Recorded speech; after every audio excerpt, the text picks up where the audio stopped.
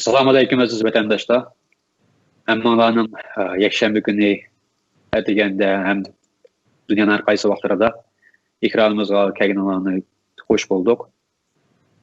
Bugünkidek bir bütün vatanimizda o'zimizning millatimiz, qarindoshlarimiz, ota-onamiz, urug' tuqqanlarimiz zulmga uchrayotgan, vayron bo'layotgan, qon zarlatib, kelayotgan, yig'layotgan bir kunlikda qandaq qilsak millatimizni texnik kuchlandira olamiz, qandaq qilsak millatimizni texnik kerak taraqqiy qildira olamiz degan hammamizning kallasi bor bir masala. Shu masalani cho'rdiga oldi bugun biz bu yerda Sharqi Turkiston Jumhuriyetçiler Partiyasininki a'zosi Najmiddin Sherif apandim bilan o'tiribmiz. Najmiddin apandim. Assalomu alaykum qarindoshlar. Qad ko'tirish to'g'riliq gap bo'lgandan keyin eng avval biz bu dunyodagi qad ko'targan boshqa millatlarning va boshqa insonlarning ishi haqida misol deb turib boshlash to'g'ri keldi. Sizlarni boshlasak. Hozir qad ko'tirish to'g'riliq gap bo'lgan chog'da nurg'un insonlar, shirkatlarning va yoki millatlarning va shaxslarning qad ko'tirish qatorliq masalalarda o'xshash bir moda bo'layotgan ba'zi bir fikr qilish usullari bor. Buning ichida masalan shu Elon Musk'ninki SpaceX şirketini qurgan.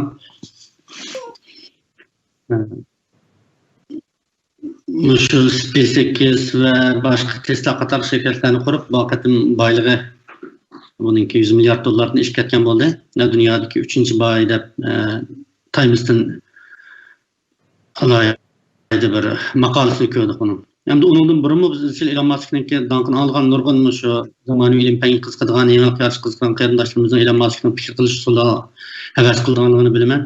Bu yerda Elon Musk'ning bir eg'iz gapi bilan başlashni to'g'ri ko'rdim, chunki biz qad ko'tirish muhokama qilayotgan bo'lgandan keyin Elon Musk shaxs nuqtasidan qad ko'targan odam bo'lish bilan bo'lsa-mu, ammo masala hal qilish nuqtasidan va fikr qilish nuqtasidan qaragan chog'da qad ko'tirishning umumiy formulasi yana o'xshab ketadi. Bu yerda Elon Musk'ning men masalaga fizikasidan qarayman, fizika taqlidlash orqali emas, balki birinchi prinsip usulida fikr qilishni o'rgatadi degan bir so'z bilan boshlashni muvaffaq ko'rdim.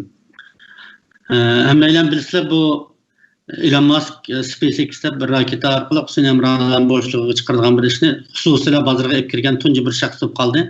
Undan burun raketa, sunamra qatorliq masalalar faqat davlatlarning monopoliga ishlatilishi shaxsiy shirkatlar tasavvurimi qilmaydi. Bu Elon Musk shu chog'da o'ylab odamlarga Marsni sayohat qildiradigan bir planni o'ylar ekanda, bu bunda bo'lgan chog'da odamlar Marsni sayohat qilish uchun chuqur eng puljiq odamlar kiradi bu ishga. Ularning puljiq bo'lgan kim puljiq deb qo'yiladi.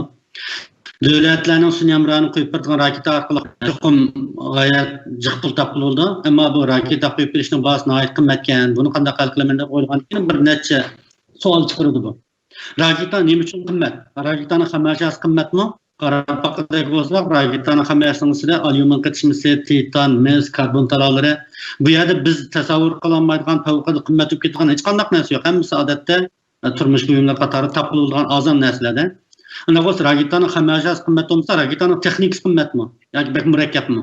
Undaqmikan desak, tunji sunamra qo'yib berish raketasi tunji qatim 1957-yilda Rossiyada yasalangan demak, bu araliqdan 50 yil o'tdi degan gap, bu texnika hargiz yangi texnika emas degan gap, 50 yil burun texnika.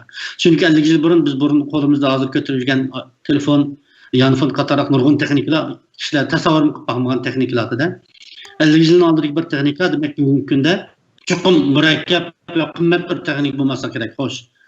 3-chi anda qo'z raketani yiqilish qimmatmi? Qarab baqsak, hidrogen 2, oksigen 2 bo'lgan, hidrogen peroxid degan narsani yiqilib qildi ekan. Buni demak oksidlangan suv demak bu. Faqat oksigenning ishga bo'lgan tarafi bor. Shuning bilan bu o'ylaydigan demak bu raketaning yiqilishi qimmat bo'lmasa, raketaning texnikasi qimmat bo'lmasa, slaydni o'tkaylik keyingi betga. Anda qo'z raketaning chuqur tanarxi arzon bo'lishi kerak. Hisoblab chiqqandan keyin bu SpaceX'da tunji qadim qo'yib berilgan raketaning tanarxi odatda davlatlar tarafidan qo'yib berilgan raketaning tanarxining 2% ga tushdi. Bu tasavvur qilishli bir baho yani. Aynı vaqtda insonlar tasavvur qilsiz yeni aslidagi insonlar $100 xarjlaydigan bir yerga $2 xarjlaydigan gap. Endi bu yerda biz chiqimiz SpaceX bu birinchi prinsip orqali bu masalani hal qildim debdi. Mao bayatning Elon Musk'ning gapi ekan, ya'ni men masalaga fizik ramkasidan qarayman. Fizika taqlidlash orqali emas, balki birinchi prinsip usullariga fikr qilishni o'rgatadi deb. Endi birinchi prinsip degan nima? Desak, masalan Köpünsəylən bilimiz bu adlı bir tuluqsuzdan fizikisi ötüldüğün nəsələ. Maddeler moleküllerden, moleküller atomdan, atom yadrodan, yadro protondan, protonlar kuarklardan tərkib tapıdı. Kuarkın neyini qattaq insanlar bəlkə onu parçalaşı mümkün, onu parçalayamaydı da insanlar hazır özü həll qılalayğan yayı qədər məsələlər başqa turalaydı deyin. Yani bu birinci prinsip deyin gep ən dəstəbdə Aristotel tərəfindən oturup qoyulğanken ama hazır mı? Bütün dünyada məsələ hal qilishning eng təvrənməsi bir prinsiplər qarıldı. Hər qandaq bir işni yoki bir məsələni hal qilmoqchi bo'lgan vaqtimizda uning bir tüp qilib bo'lmaydigan bir prinsip bo'ladi ekan. Masalan, Aristotelning gapida aytdi, har qandaq bir modda yoki bir ishning inkor qilib bo'lmaydigan bir tüp prinsip bo'ladi. Shu prinsipdan boshqa har qandaq masalani asosan hal qilib bo'ladi. Keyingi betga o'taylik.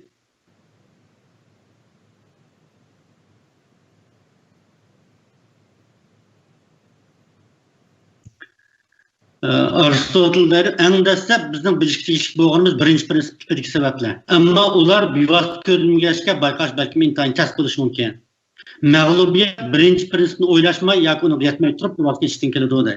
Mesela belikten suduna ayrılanmasak bu birinci prinsip. Biz her qandaq vaqtda belikni beqishni faraz qilsak yoki uni plan tuzmoqchi bo'lsak, belikning suvdan aylanmaydiganligidek tüp prinsipini chiqish qilib turib plan qilishimiz kerak bo'ladi har qandaq masalaga. Biz izchil devatimiz Uyg'urlarning bir millat sifatida mangulik mavjudligini kafolatiga yiqilgan shart millatning mustaqilligi. Bu prinsipga xilaf qilolmaydi, bu bizning birinchi prinsipimiz. Xo'sh, ana o'z qandaq qilib mush birinchi prinsipning atrofidagi masalalarni hal qilib bo'ldi. Her bir masalani mustaq o'z ichidan parcha-parchalab turib birinchi prinsip shakli bilan tafakkur qilib baqilab o'ylab baqsak, bizden devletlerini pikirini kılavatkankini bugünkü devletlerde bilimiz her bir aylan mayli Amerika'da yaşayanlar olsun veya Avrupa'da yaşayanlar olsun İngiliz tilinin dünyadaki birden bir xalqaro til deb qo'ysak artık etmeydigan derece muhim bir til ekanligini shunala İngilizlarning Kanadadan tortib Avstraliya hattoki Amerika Afrikaning tan yerimidagi davlatlarda hozirga qadar siyosiy ta'sirini saqlab kelayotganligini bayqay olamiz. Mana mau keyingi xaritada ko'rilgani dünya xaritasini ko'rsatgandim Angliyaning. Mushu.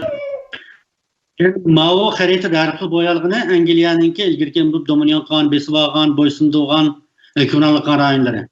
Angliya o'sha kichik ko'k rayon shu bilisizlar Angliya 2000 kilometr keldi, ammo uni bo'ysundirgan zamini o'z zaminining 10 barobar keladi. Hatto yüzlasiga degidek. Qandaqsiga İngilizlar bu kadar muvaffaq qozondi va bugungi kunda qandaqsiga bir kichik Angliya, Britaniya yarim orolidagi bir til butun dunyoniki fan-texnika, siyosat va taraqqiyotda kambos bo'lmaydigan bir tilga aylandi. Qanday qilib qo'lga kelgan natijalar bu biz bu yerda Angliyaning ba'zi masalalarga qarab baqsaq bo'ladi. Angliyaning yil tarixini qaraylik. Bu yerda biz diqqat qiladigan bir masala bor, ya'ni Angliyada 1651-yili 3-sentyabrdan keyin urush bo'lib baxmagan yani. İşki urush bo'lmag'ili 369 yil o'tdi. Oldingi sanki 369 balkim kun soni unutni o'zgardi hozir. Demak 369 yil jarayonida Angliyalikda ichki urush bo'lmadi degan gap, ma hozirga qadar ichki urushning davridan qutlanmayotgan bo'lib, hozirga qadar taxi bizning birlik kelgan bir markaziy organimizning barliq keltira olmayotgan bir millat uchun bu bir haqiqatan havas qildik bir son. 1651-yildan hozirga qadar davomlashgan mushu tinchlik Angliyaning bugungi taraqqiyotining asosi desak, buni xatolashmaymiz. Ya'ni bu yerda Ingilizlarning chiqargan mashhur bir qadam bor, bu yerda nemining bir mashhur Jeffersonning mashhur bir gapini qo'yish to'g'ri keladi. Siyosatdan markaziylashgan bir qurilmaning barliq kelishi millatlarning qad ko'tarishdan eng dastlabki qadami edi. Bu yerda millat degan nechini ham davlatni ko'z tutadi. Siyosatdan markaziylashgan bir qurilmaning barliq kelishi millatlarning qad ko'tarishidan eng dastlabki qadam. Biz bu formulaga qaraydigan bo'lsak, taki burunqi Misrdan tortib yoki Memphis davlatidan tortib millatlarning qad ko'tarishiga qadar va yoki Hindiston, hatto Afrikadagi yaqinqi 1800-yillarga qadar yuz bergan qabilalar urushlariga qaragan bo'lsak, qaysi qabila avval birlikka olgan bo'lsa va qaysi qabila eng avval kuchini birlikka keltirgan bo'lsa, shu qabila eng dastlab bosh ko'tarib chiqadi, boshqa qabilalar uni bo'ysunishga majbur bo'ladi. Millatda har qanday bir qabilaning qabila boshlig'i bo'ladi, ammo bizning Uyg'urlarning hozirga qadar ko'pchilik o'rtaq e'tirof qilgan bir qabila boshlig'imiz yo'q turibdi. Bu ahvol bizni o'ylantirishga tegishli. Qandaq qilib Angliya bu o'zining siyosatini birlik qiladigan bu sharoitini yaratdi. Biz nima uchun qilolmaymiz buni? Ya'ni bir millatning qad ko'tarishi eng avval tinchlik asosi bo'lgan derkamiz, bu tinchlik qandaq barliq keladi yoki. Biz avval Angliyaning qad ko'tarish tarixidan bir sanoq ko'raylik. ekran qilib versak bo'ldi.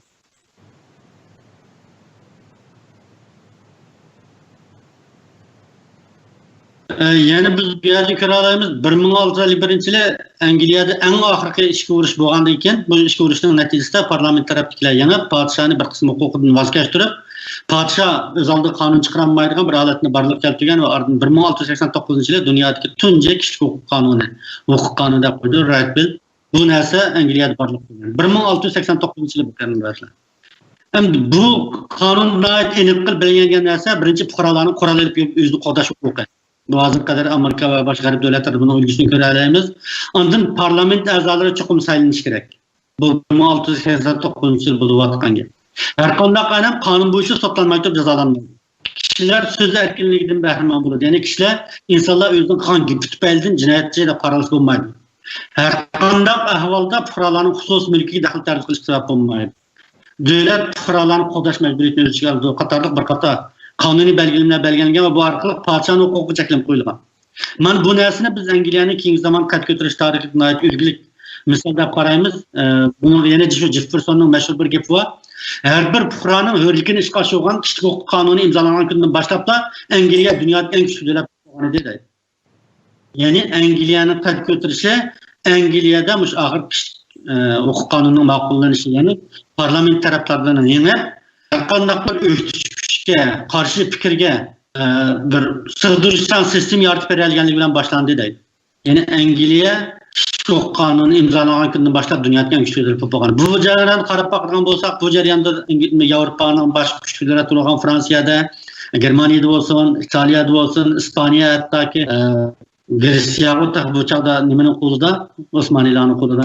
Mushu Yevropadagi kona madaniyatga sahib bo'lgan umumiy universal bilim qurilmasi va kishilarning ro'yi pozitsiyasi, siyosiy ahvoli Angliyanikidan unchalik farq bo'lmagan bu davlatlarda kishilar taqa bundaq bir qonunning borligidan, bundaq ishning borligidan xabarsiz. Amaliyotda bu uningdan bakli bol, buni 300-yillar va yoki Rim davrida uningni baqroq surib kelsak, Yunon davrlarida tilingan, ammo davlat tarafidan qonun bo'lib turg'izilgandan keyin hem onun üstüne muşu kanununu himaye kılan bir prensip ve bir türküm muş kanunun himayesi için fidakarlık gösterken Angliya parlamenti azarlarının töpüsülen Angliya'da biz bayağı da vatkan uzakçı tinçlik yani sistemini hürmet kılan bir nersi barlıq geldi diyeyim.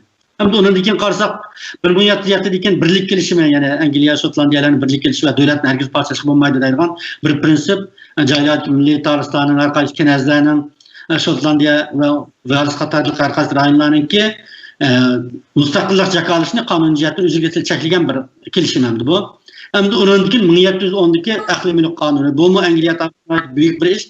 Ya'ni kishilarning patentining qonun tarafidan qo'llanishi, texnik ko'p kishilarning yangilik yaratishiga, ilgishiga va o'zini taraqqiyot turish uchun fidokorlik qilishga turtib bo'lgan bir ish deb qarayman. Texmo xalqlik masalalar masalan 1880 majbur ma'rif qonuni va 1908 Antoine Maaş qonuni bu masalalarning hammasi Rim bir kun kurulmagan deyilgan bir meşhur gap var. İngilizlerin dünya gösterken tesiri en parlament azalarından padişahın kapasitesini ağırızdı. Ve elbette her bir İngiliz'in ki özünün hukukunu kapasitesi bu halde kahvaltı ultimalıqda siyasi Allah'ın karayını ama bir günde, birli tedbirde, birli rehber bilen amelga aşırgan iş emas. Bu uzak mezgillik bir jarayan ekan. Unda olsa bizning meselemizni buni qandaq tadbiqlaymiz yoki bundan biz oladigan qandaq saboqlar bor. Milletler qandaq ko'türdü deganga Angliyaning o'zining javobi bor. O'z huquqini qo'llashdan charchab qolmaydigan fuqarolarning o'zini kurash qilish natijasida kishilik huquq qonuni barliq keldi. Keyingi betga. Yani 1699-yildagi kishilik huquq qonuni har bir fuqaroning hurligini oshirdi va har bir fuqaroning eng yuqori darajada o'z talantini joriy qildirishiga qizg'inlik va imkoniyat yaratib berdi. Yani bu 1699'daki bu kishilik huquq qonuni ishga oshirgan huquq markazlashgan sig'dirishchan demokratik siyosiy qurilma Angliyaning birlik kelishiga va hozirgacha davomlashgan tinch bir taraqqiy qilish fursatiga bir imkoniyat yaratib berdi degan gap. Demek milletler qandaq qad ko'turdi? O'z huquqini qo'llashdan charchab qolmaydigan fuqarolarni Turkiston milletler qad ko'turdi. Ya'ni mushu Angliyada padişahın hukukunu çekileceğin sistemin barlıq gelişi, emniyette fuqarolarning padişahı yak yiyelishi, padişaha karşı oturuğa çıkışı ve özünün hukukunu qo'llashda ta ki padişahın ma'qul keltirganga kadar kurashni davomlashtirish natijasida xatolaşmaymiz. Bu formlarni boshqalar tatbiqlab boqaylik biz. Masalan, Angliyada qit'a atılgan so'dini beyit jasarak to'lgan sodiyalar sinfi va bu sodiyalar qonliq qarshi boshqalar bilan birlashib, joylardagi kenazlar va oqsoqlar bilan birlashib, muayyan ta'sirini qo'llab keltirdi. Ve köpçülük ortak bir hukuk izleyiş jarayonida padişahın hukuku zo'r darajada cheklanmoqda. Ular iqtisodiy organlarni, qonunlarni belgitish salohiyatini Sodiyalar ve aqsoqlardan tashkillangan parlament qo'lga oldi. Shuning bilan bu parlamentning ommaga yetib, xalqning davlatning xizmatiga ta'sir ko'rsatadigan demokratik bir jamiyatni o'rnini soldi. Biz Angliyaning tarixida Bekonga o'xshash, Lukka o'xshash, Vatga o'xshash nurg'unlagan mashhur odamlarni ko'ra olamiz. Mushu odamlar paydo qilgan o'zgarishlar bu sırtmışan siyasi organlarının, devletin silinma, soda, yenilikler sağlayan hiç ta'sir ko'rsatdi. Ular devletin müşak kanunlarının çıkışına türkü oldu. Parlament xalqanç başbuş işlerini ahırlaştırdı, monopollukni çekildi, o faaliyetlerini aldırıp tutuklarını ip taşıdı. Angliya armiyasiga fuqarolarning so'l manfaatlarini qo'llaydigan bir vazifani topshirdi. Mana shu sanoat taraqqiyotining kamboz bo'lmaydigan omillarining biri bo'lgan bu shaxsdan huquqi va aktivligi mana shu orqali qo'zg'atildi degan. Yeni bir yerde biz dikkat kıldığımız cümle şahslarının aktifliği. Hem de esirler bu hiç verirken bir ilim mi var? Bu yerde Angliya'da Newton devrinden biz görelim bunu. Yani Newton'un hiç qandaq bir, mesela şu Newton devrilen bizim Orta Asya'daki veya ki Asya'nın başka rayonlardaki dünyanın başka rayonlarındaki farkını karsak, neyim için Newton Orta Şark'tan, Orta Asya'dan veya ki Avrupa'nın başka kısmından çıkmaya Angliya'dan çıktı. Hazır o biz aralık mesela Türkiye'de çıkanlayımız Garip'in suikastı, Masonlar suikast kıptı da. Acaba Newton'un Angliya'dan çıkıp kılış mı Masonlar'ın suikast bilen boğan mı? Bu yerde özümüzden fikir kılış usulünün qandaq ekanligi haqida başka tür pek işi yaptık. Mesela vaktini izleş alsan bizden hatalık nereden öttü? Biz onu tüzdelayımız mı yok?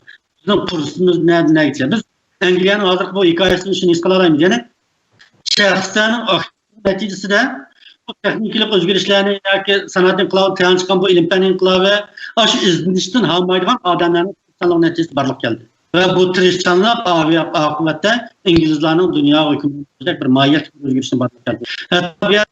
Hatta o'xshash başlamış tashabbuskorlar parlament ta'sir ko'rsatgan bir siyosiy sistemning shakllanishga kuch qo'shdi. Mushu sig'dirishchan sistemining, ya'ni so'z erkinligining parlamentda podshoh yaqtaydigan, ohangso'zgan, hukumatning xizmatiga taklif beradigan, uni tanqidlaydigan o'qitish kuchlarining mavjudligi bilan biz mashhur bir gap bor, o'qitishlar davlatning boyligidir deydigan.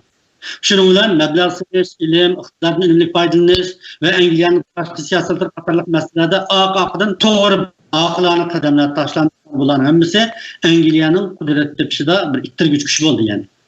Britaniyadan boshlangan turist qit'a atilgan mustamlik rayonlari o'ziga olgan Angliya xalq zaminlariga Avstraliya, Yangi Zelandiya, Amerika qatorliq barliq zaminlar tarixlab Yevropaga hatto dunyo ta'sir ko'rsatib biz bormiz. Endi bu vaqtda Osmoniyalar, Xitoylar, Ruslar qatorliq dunyo kuchli imperiyalar bor degandek, ammo bu vaqtda bu tuzilma tufayli faqat podshohning atrofidagi osonliklar ganimet alattı bu imperiyanın bayrağı.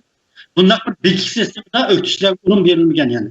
Padişahın hukuk çekilgen, bundan bir kalgan bir adam çıkıp padişahı teklif verenlerden bundan bir içilgen sistem başlayan diken Angliyanın bu yerde terakiyatıga başka karganda asas silindiği gibi.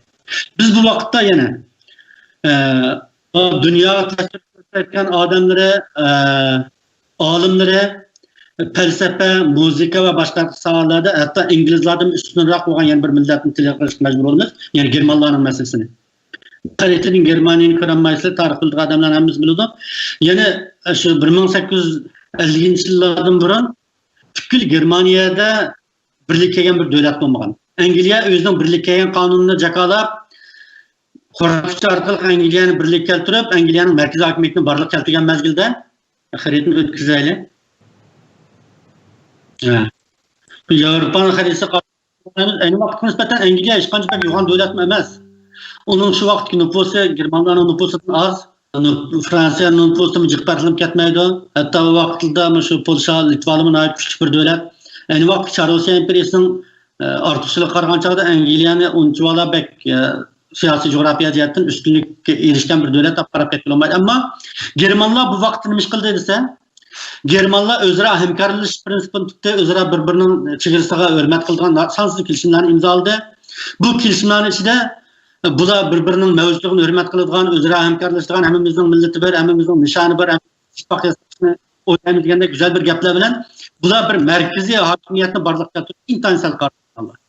Bugün Germanların hakimiyet artırılışını veya ki Afrika'da boğan müstemlik uğraşı olsun, Şimal Amerika'daki müstemlik uğraşı olsun veya sanat inkılabının altındaki dünyanın her vazayet meseleleri olsun, Germanlar gerçek her bir şahs noktasından İngilizlerden köprek Hristiyanlık gösterken olsun, muş bir merkezi hakimiyetke birlik kelgen bir güçlü devletin barlık kaltıran mallığı tutaydı. Yani birlik kilişi İngilizlerden 200 yıl keyin tamamlanganlığı tutaydı. Veya ki parlamenton barlık kilişi İngilizlerden 200 yıl keyin kalganlığı tutaydı. Germaniya hem keyin kaldı. Bugün günde kalırsak Amerika'da 50 milyon German İngiliz sözleşme mecbur oluyordu. Afrika'da şu, Avrupa'da Germanlar olsa Fransız'da ya ki İngiliz sözleşme mecbur oluyordu. Bu mesela Germanların nüfusu herkes İngilizlerden az emez, onların tırışanlığı, hususi aktifliği katarlık mesela hiç kayısı da biz İngilizlerden kabir nokta bakmayız demek. Siyasi siyasetin merkezleşken bir kurduğunun barlıq kilişi milletlerin işini ve kat götürüşünün birinci kademi. Eğer Uygurlar siyasetin kat götürmen derken Çukum xuddi İngilizlarga o'xshash va dunyodagi boshqa millatlarga o'xshash eng avval o'zining siyosatda merkezlashgan bir qudrat organini qurib chiqmoq lozim bo'ladi. Bu qandaq tashkilotlarning bir-birining mavjudligini hurmat qilib, o'rtaq yig'ilib o'tirib choy ichib qolib ketish bilan hal bo'lgan masala emas. Biz birlik degan gap, chuqur o'rtaq bir rahbar bo'lish kerak. Bir rahbar. O'rtaq bir rahbarlik prinsipi, o'rtaq xizmat plani, xizmat taqsimoti. Mana bu chog'da biz buni birlikda deb qaraymiz. Ya'ni Angliyaga o'xshash. Agar undaq bo'lmaydi, bizmi Germaniyaga o'xshash bir-birimizning mavjudligiga hurmat qilib, hammalar o'zimizning atamani bo'lib turgan bo'lsa, bu yerda burunqi tashkilotlarning ziddigan ba'zi bir gaplar bo'ladi ekan. Ulardan oldinlar apol so'rayman. Tashkilotlarning siyosiy qizg'inligini tuvan mezgilda, siyosiy vaziyat pishgan mezgildadimi bizning vatanning davosini qarab anglatish, Uyg'urlarning mustaqilligining vaz kechilmas bir prinsip ekanligini tushuntirish qatorliq misollarda haqiqatan ko'rsatgan xizmat bor. Mayli ijtimoiy jihatlarda bo'lsin, siyosatlarda bo'lsin, ularning qonuniyatiga hargiz ko'z yumganlik emas bu.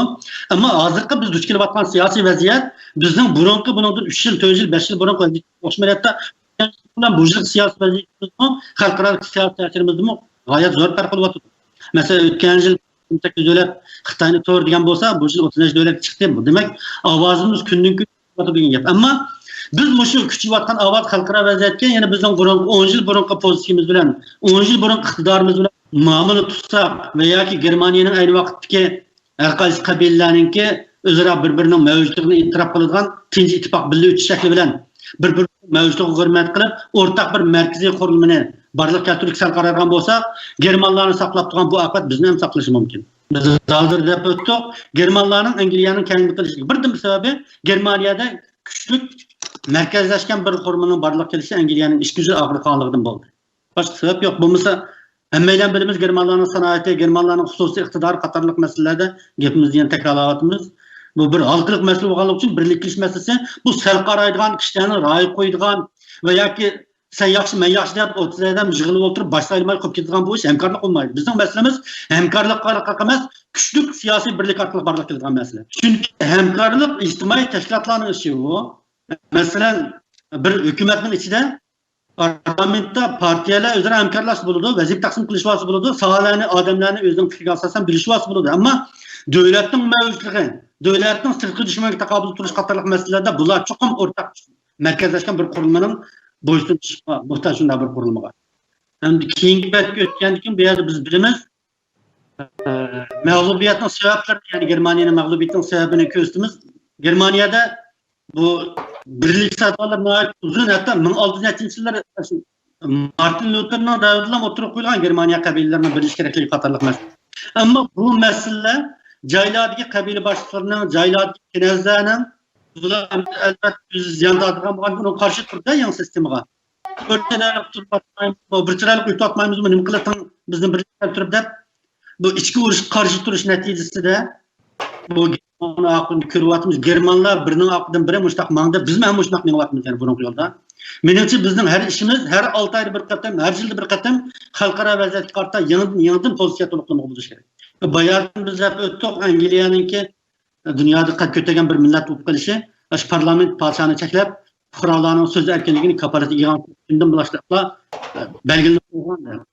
Yeni mush qarorni qaraydigan bo'lsak, İsrailliklarning ozchiligini Milletler İsrail'e kurulan kışkını 270 aşağıda İsrail'e küçük birlik keltirip ortak birlik kelgan avazını merkez organında barlıq keltirmek İsrail'e oldu o zaman. Şu zaman kurulup oldu. Ma keyinki İsrail'e devletinin 1947 kuruluşu o fakat meyvesi tikilgen köçetme. Şimdi onun başka mesela Çeçeniye'nin meselesi kim kaldı? Çeçeniye allı burun müstakillığının köçünü tikip oldu, devletin köçünü tikip oldu. Ulanın meselesi bağının ismini ayrışla kalas. Bilimiz hazır Çeçeniye 1,5 milyon adam 97% çeçim boğan bir halatda Çeçenler tamamen özünüz başvurup müstakillik cekanısını bir kırga tutup özünüz tutup bu 1990'da Seyit Bak başına Çeçenlerin, Mollalarının, ziyalilerinin hatta sosyalizm için ketmen çapılan kompartiya sekreterlerinin Cevher Dudayev'de armiyanın kıymetini düşünen bir adamla çağırıp gelip özü başlık olduğu bilen yeni olanın merkezleşken bir sistemin gelişi bilen tam Çeçenlerin devlet kuruluşuna asas verdi. Köçüp tikilip olgan yani. Onun mevzusu fakat vakit meselesi. Bir milletin birlik kiliş meselesi hakkında bu Ali Etrp'e ait meşhur gibi var. Müslümanlar nimiş vakit kaldıran bir kitap var. Küçük bir brişuru tipik makalesi bu ayakta. Təley fakat cesur adamlarla ilgili erişidir. Ve fakat hukukun qoğdaşını çarçap qanmaydigan sağlam xalqlarla yaxşı hükümetke ega buluş tələyiga egidir. Mesela biz Avrupa görümüz aldın qatan Belgiya hükümeti mayning bahasını azırak 5 sentmi östegen oldu. Kişiler koçuk tükülüp ketdi yolda. Mening namoyish brişuru kişiler ahir hükümet haq işçilik olmay iş tashlab namoyish qilib turib olgandan keyin hükümet xizmat normallashtirish uchun vaz keçti bahane östürüş siyasetinden. Ama bizden hazır halkımızın ahvalda Uygurlar ben işini etmek ki eli o 5 sent östürüptü. Bundikin başına hayırmaysan da kanun çıkarsın hükümet olmaptı da makulda başlayıp yaşayıp adamlar köp sanlıqına geldiğimiz için. Şu insanların özünün hukukunu qoğdaşını çarçap kanmaslığı mana bir sağlam karakter bir fazilet bu. Şuna Ali Etrp deydi. Hukukunu qoğdaşını çarçap kanmaydigan sağlam xalqlarla yaxşı hükümetke ega buluş tələyiga egidir. Yani hükümet asmandan düşmeydi. Onu her bir adam özünün iştirakı arkalı, özünün kızgınlığı, aktifliği, kılgan hizmet arkalı barlıq keltirdi degan gap. Anda olsa çetelerde bizden teşkilatlar katlaşatkan adamımızın sanı kançılık. Mana bu mesele bizni oylandırdıgan narsa.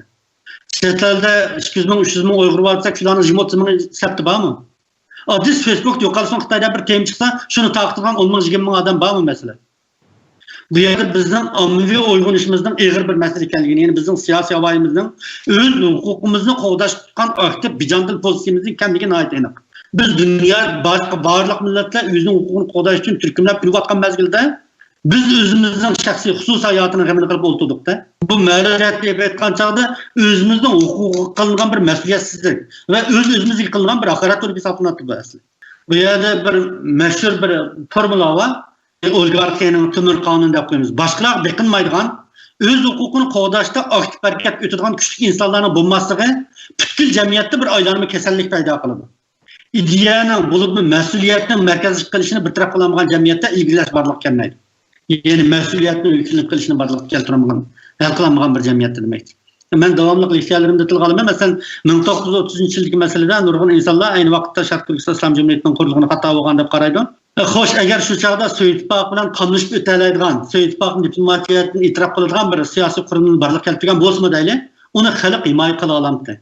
Xalq şu komünist Soyitlar bilen özünü tarixini yok düşman dep qarab kelayotgan Ruslar bilen ittifoqlashalaydigan bir kuchni strategiya jihatdan qabul qiladigan darajada bir aql parastlik ega odamlar to'pi bormidi atrofda. Men kesibli aytma, agar 1930-yili Mustafa Kemal efendimni bizning vatanga akab qo'ygan bo'lsa, kishilar balkim urib o'ldirib ketishi mumkin-da. U bir lider hech qanday masalani hal qilmaydi. Liderning atrofida liderning deganini tushunadigan, uni qabul qiladigan, uning sharoit yaratib maslashadigan minglagan odamlar kerak bo'ladi. Yana bir siyosiy havo bo'lishi kerak bo'ladi. Uyg'urlarning siyosiy aktivligini qo'zg'atishda, Uyg'urlarni tashkillashda mana shunday siyosiy havoni barpo qilish bizning barliq masalalarimizning tub ochqichi deb qarayman. Amaliyotda biz mag'lubiyatning sabablarini boshqa davlatlarda, masalan mustaqil davlatlarda bor bunday ish. Masalan davrimizning hozirgi boy davlatlari Angliya başlıq, Amerika veya Avustraliya veya G'arbiy Avrupa davlatlarida bu boy davlatlarning hammasi qarasak 19-asrda boshlangan ichki demokratiyaning va birlik yaratish safariga qatnashgan davlatlar ekanligini ko'ramiz.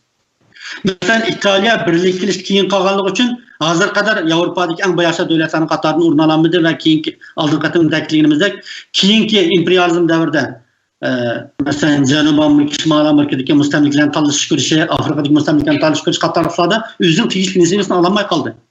Bunu İtalya'nın mesela Floransiyada biz birimiz Da Vinci'ye oxşaş, Michelangelo'ya oxşaş, Machiavelli'ye oxşaş her sahalarda netice kazangan nurgun adamlar bar turuluq.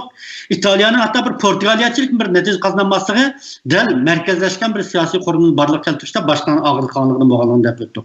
Yeni bir taraftan İtalya'da bu demokratik sığdırıştan bir kurumunun barlıq kelmegenligi mi? İtalya'nın etrafındaki şehir devletleri dep koyaylı ya ki bu devletlerin yenilik yaratış iktidarga, taşkı diplomatiyada özlüksüz to'g'ri siyasetten icra qilishini kapalasiga yıkıldıran bir siyasi havanı barlıq kelishiga to'saliq bo'ldi deb qaraylik ekanmiz.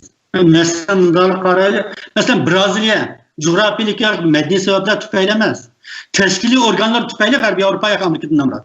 Kim Braziliyaning firqini nachar deyalaydi? Braziliyada qish bo'lmaydi bilamiz. Butun dunyoning hamma yerida bo'lgan ispavat mevlarining hammalari bor. Devletinin kan yerim direkt orman dünyanın yüksek nam var. Lakin şu noktalık Brezilya ne için Brezilya'da nurgun göçmen kilidi Avrupa kanalıktılar. Ne için Avrupa'daki soğuk hatta Norveç'deki buğdayım tüzükülmeydiğen bir yer bu kadar bayasat doludu ama Brezilya'da o kadar namratlık yıkar. Bu mesele şu teşkili organlar tüpeyden. Yani sığdırıştan teşkili organlarının halkının siyasi havasının özünü hukukun qoğdaş tutkan pozisyonu ve hakimiyetki ordusu vagan organlarının mening rastlab qarab yangi kuchlarni rad qilgan pozitsiyasi bilan munosabat qilsa xatolaşmaymiz. Yani diktatör tuzum aslida har qanday guzinish cheklik bo'ldi. Bu dunyoning qonuni bu. Chunki bu diktatör tuzumdagilar demokratiyaning poyonsiz taraqqiyot bo'shlig'ining aksiga yangi fursatni rad qildi, hatto bostirdi o'zini qo'llash uchun. Masalan, Xitoylarda bunday ish bak uzun bo'ldi. Bular Çin sularisiga qattiq qarshi o'tdi bir mezgil. Ular shundan bular bu Cumhuriyetçiler o'zini Cumhuriyetçilikni o'ttirib qo'ydi.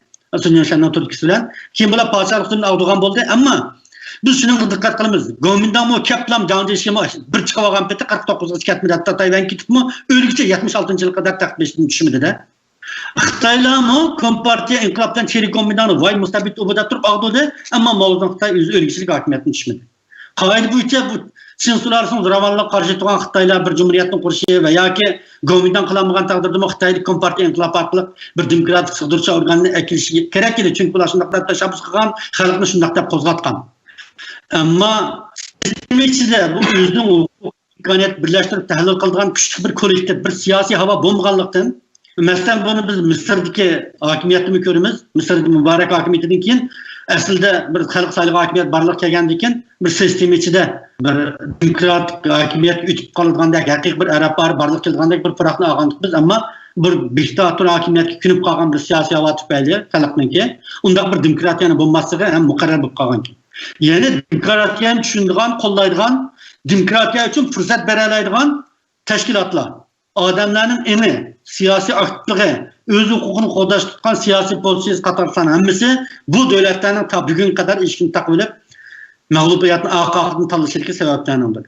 Şuna Mısır kelgüsü Avrupa'nın aldırıp gitemdi, o parlamentizm ötmeyi turib, herkes mümkün bulmaydı bu iş. Mısır'la yaqinlashtirishda mümkün bulmaydı. Çünkü bu sistemin işi bu.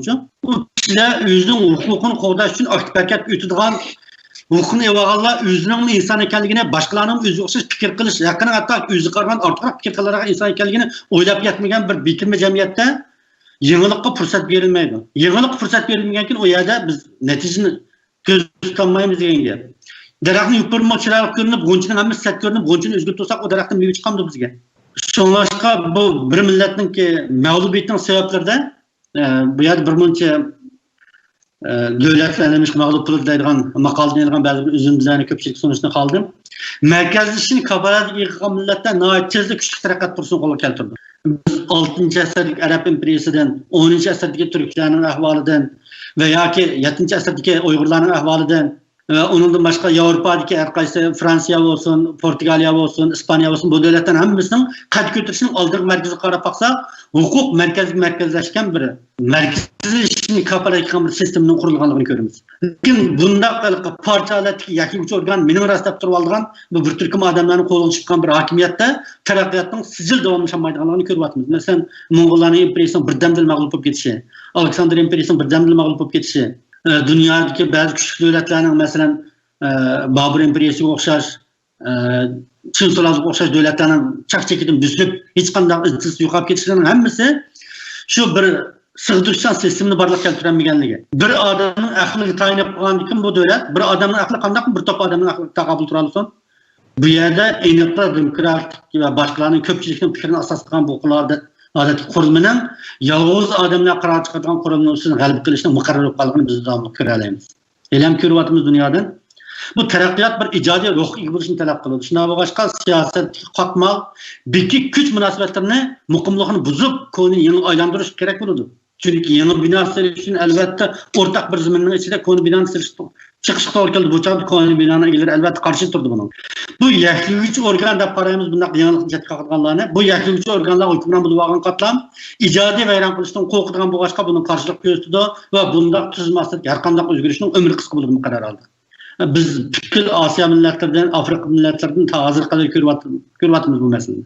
Yani hazır kadar Afrika'da nurgun milletler var, özünün siyasi hukukunu kapalık kılanmagan. Ama biz en güçlük boğan mesela Akdenizliklerin hükümranlığı en uzak davamlaşkan ve Akdenizliklerin bir kadar köp boğan Janubi Afrika karsak, bu yerde biz Zololarının nahit gayet zor bir hukuk ikenligini, hatta Zololarının, Janubi Afrika'nın devletinin bir iskenligini, üniversitelerde Zololarının ülküvatkanlığını, Mandela'a okşaş ve onun da ikinci devlet Zololar siyasyonlarının Janubi Afrika siyasi sahnesinde liderlik rolünü tavatkalığını görüyoruz.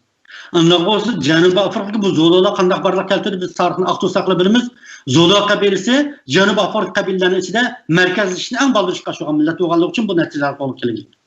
Ama Afrika'da hazır kadar merkez işini bir aşağı aşıramagan 50'ge, 100'e hatta ki 1000'e, 2000'e bir olup kabile olup paç yaşavatkan milletler var. Bunlar tak özünün ormanlık hayatı hatim bereliğini yok. Şunu yığıp etsek bir milletin formülası da bir milletin siyasi havasını ve siyasi enanesini teşkil kılan teşkilatlarının sığdırışçan bir demokratik organ ayrılışı barlıq siyasi aktifliğinin ve terakkat boşluğunun açmışıdır.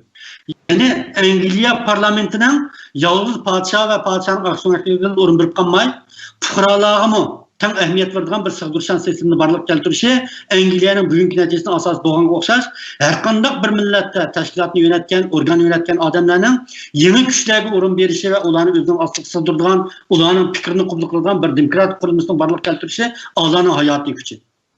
Biz hatta dünyada Bahayi dini okşaş, Falin'e okşaş belki bir hata nesneni görürüz. Ama onların sistemisinin redikliği bir taraftan onların merkezleşik gücüne, yeni bir taraftan onların etrafındaki adamlarına ne kadar zor fırsat verip atkanlarını görürüz. Del aşı verilgen fırsat kişilerin özünün aktifliğini cari kıldırış imkanı artıp vergen nesne. Yani halkını yaşlı siyasi organlar bir cemiyet orlanışı varsa, o yerde ayağı çıkmayacak bir çekimlik hiç aylanma asılı bulunduğu değil. Bu Camimizden siyasi hakkında yazılan kitaplardaki bir abzaslarken yine biz okşaş nersini mesela bayatını depettik İngilizcenin meselesi nurgun aktif kişilerin ki tırışsanlığı bilen barlıq kelgen netice de keyiflet görsek. Necmin efendim ben bir işe göz gap kıstırıp olsam aş aralıkta. Tordaki yerindaşta eğer sualınlar bulsa Facebook bulsun ya ki YouTube bulsun aşu nimige xat yazdığı yerine kaldırıp koysanlar ahırda Necmi efendimning dərsi tügəndən keyin həmin yığıb sualını nəqmədən sorayımız.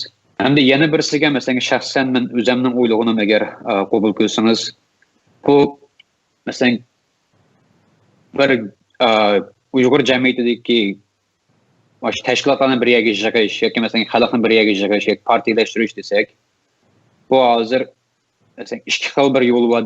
İki yol var bizge. Birisi mesela xalqni bir partiyanınki, bir neç partiyanınki aslığı yığış. Xalqni siyasi cihetten bilimini aşırış, düşüncesini aşırış, partiya bilen mesela təşkilatların farkını his qıldırış. O şarkılık mesela xalqni tüküplük partiyalarga qabul qilib, uning partiyalar xalqning kuchi orqali təşkilatlarni texnik rədd ediş. Hem de yeni birisi mesela etrafımızdaki təşkilatlarni düşündürüp, ularını partileştirip, onun keyin bir neçə təşkilatlarını birləşdirib bir partinin ki, yoki yeni bir partiyalarının arası, mesela bir neçə partiya bolğan çağda aşı arqalıq mesela özünün ətrafındakı xalqlarını aşılar özü oyğutub, onun keyin aşı partileşkən, sistemləşkən bir tüzümlü barlıq keltiriş. Hem de mesela siz qoyan sualım, bu hazır mesela bizden bir 70-80 yılda yoki 100 yılda bir keladigan bir fürsət bizga nisbatan.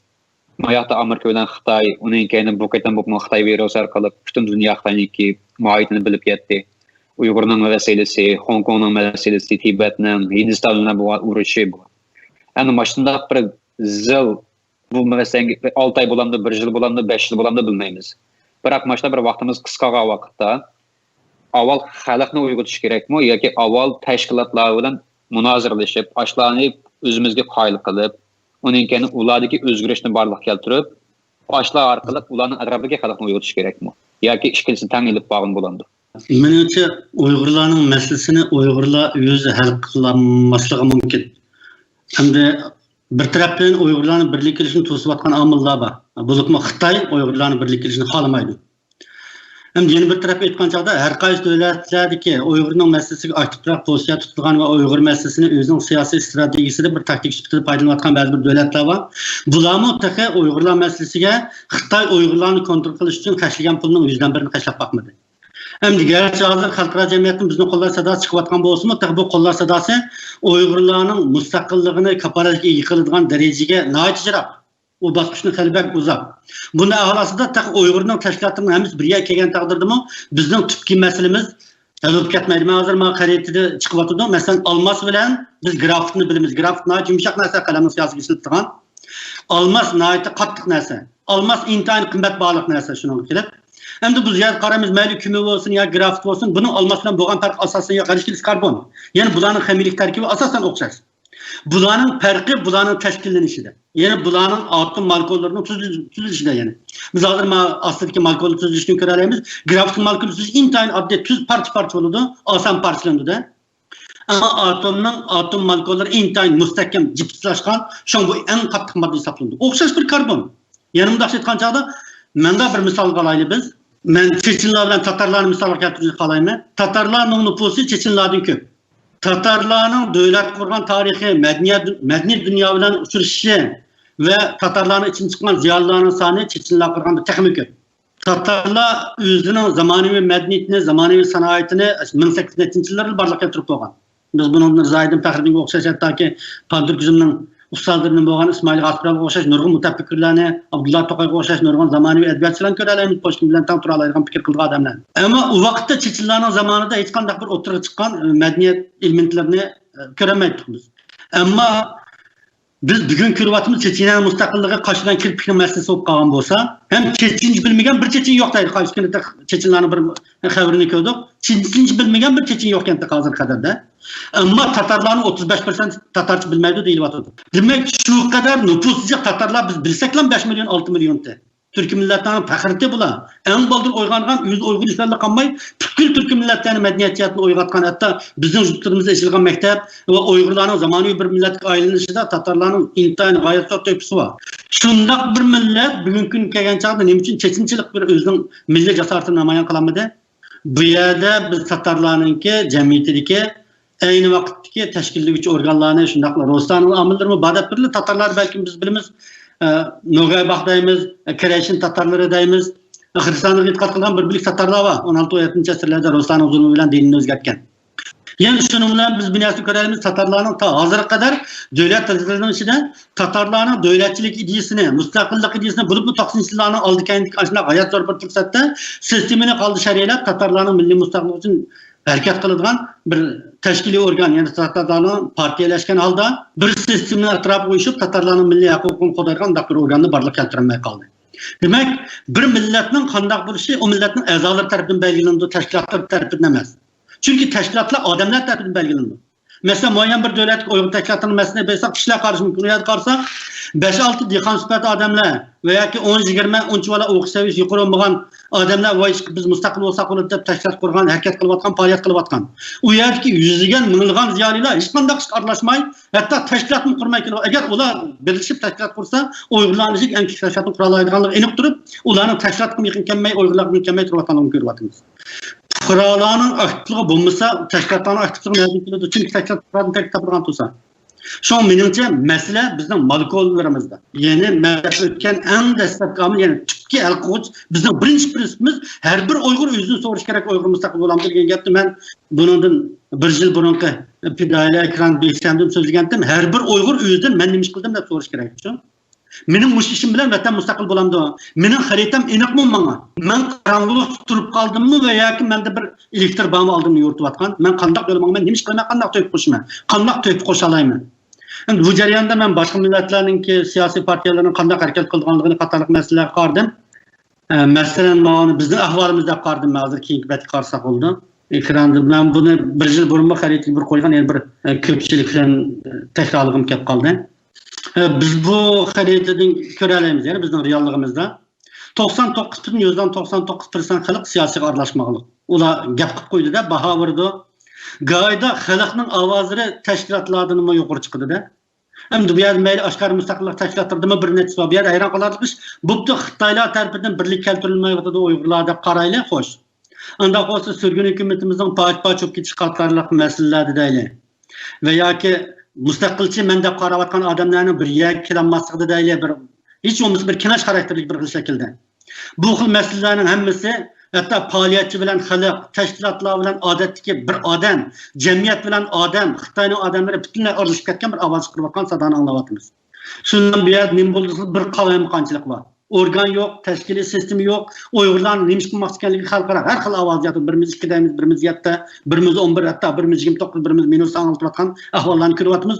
Dunyo, hukumat, siyosiy organ, axborot insonparvarlik organlari bizning vakillik qiladigan bir organimizni topa olmaydi yani. Men oldingi qatimqi leksiyada o'tgan yilqi Tibetning markazi organni, yani Tibet Central Administration deb atalgan organning gapini degandim. Tibetlar Central Administration'ni o'ngishli qilib olgan kuni Tibetlarning mustaqilligini ko'chishdan tikib bo'lgan kun deyildi. Ya'ni xuddi oldin qatim deganga o'xshash millatlarning qad ko'tarishi eng avval biz shaxslarning aktivlanishi bilan va ularning bir markazlashgan sistemni barliq kelishgan bo'lganligini deb o'tdik. Endi bu xil ahvol ostida biz boshqa dunyodagi millatlarga qarab boqaylik. Mayli Tibetlar bo'lsin, mayli Kosovolik bo'lsin. Dunyoning ishi ma'lum. Keyingi xaritaga o'taylik. Bu bizning ahvolimiz bo'lgan bo'lsa, realligimiz dunyoning ishidan qanchalik, ya'ni xalqning o'rnida bu xalq yani parlament tashkil nima mustaqillik partiyasi bo'lamdi, kishilik partiyasi bo'lamdi, demokratlar, adolat har xil shaklda parlamentga a'zo saylaydi bular. Partiyalar orqali, partiyalarga uyush orqali partiyalar xalqning ideyasini tashkillab, rat-rat tur bilan ayiradi. Masalan, Turkiyaning ahvoli noyat aniq bizga maydan diniy jihatdan va g'arbning demokratiyani ta'sirini qabul qilish jihatdan biz turklar qaraganda texnik ko'p qildik. Bizning Yevropa o'xshamaydigan taraflarimiz bor. Bizga turklarning ta'siri va arablarning ta'siri va Ruslarning ta'siri va hatto Xitoylarning ta'siri nihoyat zo'r. Bunday ahvol ostida bizning fikrlarimizning har xil ariyoz bo'lishi, masalalarni hal qilish usullarimizning ko'p xil bo'lishi muqarrar. Ammo Turkiyada o'xshash qarasak, millatchilarning qishida, turanchilarning qishida, jumhuriyatchilarning qishida, kommunistlarning qishida turayotganligini ko'ramiz. Bular o'zlarining partiyasini tashkillaydi. Partiya xalqqa nisbatan bu yerda parlament o'zining ovozini chiqardi.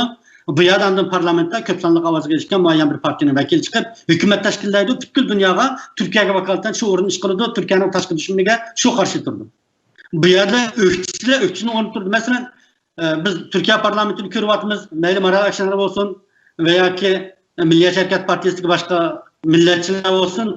Bular garchi Erdo'g'an qarshi bo'lsa-mu, ammo Erdo'g'anning siz qaratgan kurashlarda bo'lgan bir askar o'lib ketsa va yoki sirtqi dushman qaratan masalalarda bularning ovozini tamoman birdek ekanligini, Erdo'g'an degan gapni men nim deb degdekman, uni degan gapni men nim deb takrorladekman emas, to'g'ri bo'lsa to'g'ri, xato bo'lsa xato degan bir pozitsiyasi bor-ku.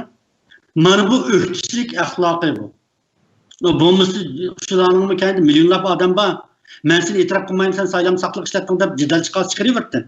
Ammo bu sistemaga qilingan hurmat mavjud. Bu ongning bo'lishi, yana qizg'inlik bilan o'zining siyosiy taqdiriga boshqa turgan bu xil ruhning bo'lishi intayin muhim.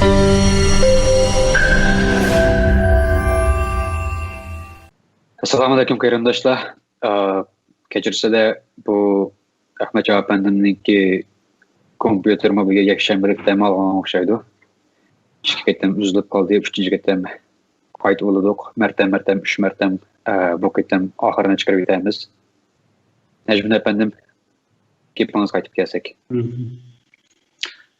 Qad ko'tirish bosqichlari haqida so'zlab qandoq. Birinchi qadamda nazariya turg'izish, deb o'tdim, bu nazariyaning yo'ldan turg'izishning lozim yo'q.